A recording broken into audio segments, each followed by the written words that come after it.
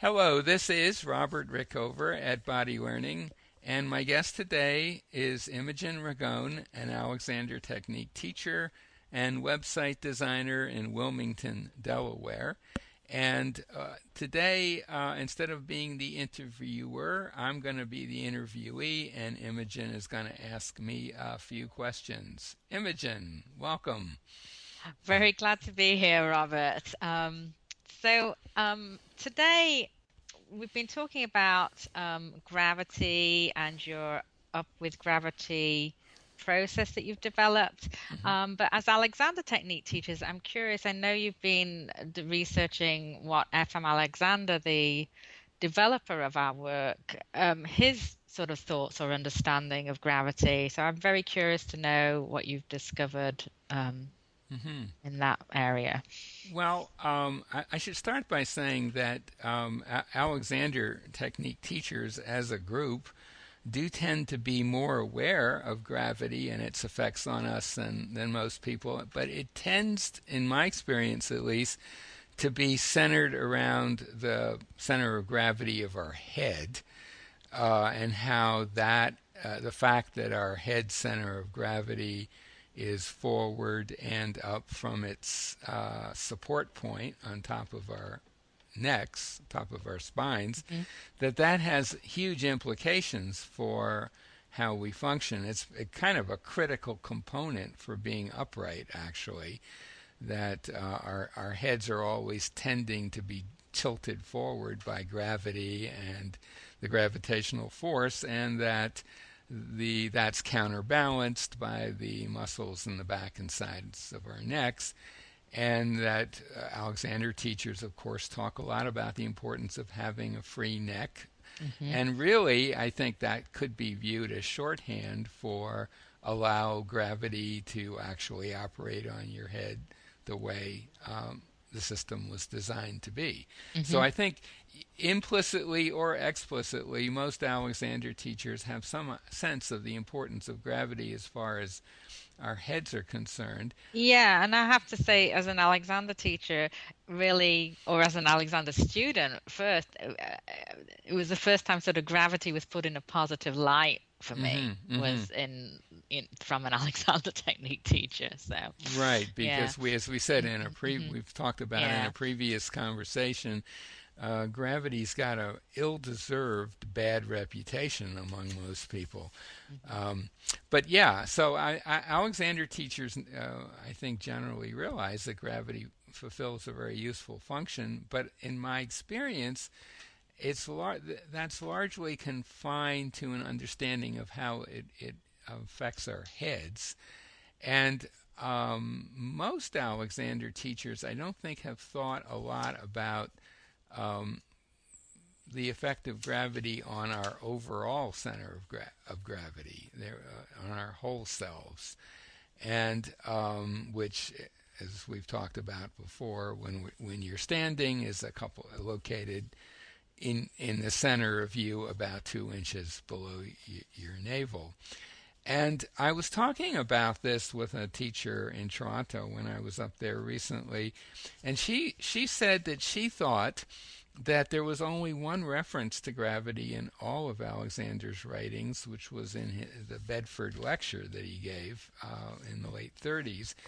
And I that got me thinking, did Alexander actually ever talk about gravity, and what did he have to say about it? And when I got back here, I did a little research, and I was astonished to learn that in his first book, Man's Supreme Inheritance, there are about 7, maybe 8 references to gravity Yeah. and or center of gravity. In fact, in my book, it's even listed in the index as a topic: gravity and center of Mhm. gravity. And that he seemed very aware of the importance of gravity. It did not seem to be particularly centered on the head. He seemed to, it's from reading it, it seems like he was sort of concerned about our overall center of gravity. He says things like, um, uh, for example, the importance of it, and in the context, for example, the position of mechanical advantage, or I guess monkey. Hmm. Um, he talks a lot about. He mentioned center of gravity being in the right place when you're doing that. Um, and at one point, a quote which I find fascinating, he talks about the um, correct standing position. Now, that doesn't sound exactly like the Alexander that we would Hmm. normally think Hmm. of, Hmm. but in Man's Supreme Inheritance, there is a discussion of the correct standing Uh-huh. position and even a photograph of it Oh, with have him to look that up. illustrating it, and not with the head cut off, though, I believe. And he says, I'm just going to quote this, the primary principle involved in attaining a correct standing position is the placing of the feet in that position which will ensure their greatest effect as base, pivot, and fulcrum, and thereby throw the limbs and trunk into that poise in which they may be correctly influenced and aided by the force of gravity. And the aided is his emphasis, Ah, which very of nice. course is very much what Up with Gravity is all about. Yeah. My sense of Alexander, and well, here's the thing. So there are like 6 or 7 references to gravity there. There are 1 or 2 additional references in later books, and I believe there is that reference in the Bedford lecture. But always it's in the context of anti-gravity muscles. So Oh. the actual his use of the term gravity by itself or center of gravity disappears in his later writings. And as far as I know, I might be wrong about this, but I don't think he ever talks about the center of gravity of our heads. Now, I think it's implicit in his work, but I don't Hmm. believe he ever actually mentions that anywhere. And I do have a theory for that. Okay, What let's hear happened to it. gravity? I think he understood how crucial it was, but I don't think that he ever quite figured out how to actually teach people how to use their centers of gravity very effectively, or maybe he figured with the head neck thing, the primary control, that was going to take care of everything pretty much, or that with some skilled hands-on guidance about lengthening and widening and so on, that Sure. those 2 things would take care of it all. And he either lost interest in overall our overall center of gravity and the overall effect of gravity on us, or maybe he just didn't come up with anything that was going to be useful for people other than saying that it was important, and he had already said that, so why say it again? I don't know. I'm not Mm. pretending to read Alexander's mind, but it is interesting that today the majority of Alexander teachers have to be shown how to locate their center of gravity. It's not something that most of us are just know right away, whereas a great many of us have a pretty good idea where our head center of gravity is. Yeah. Yeah, I do remember working with it a little bit on the training course on my when I trained.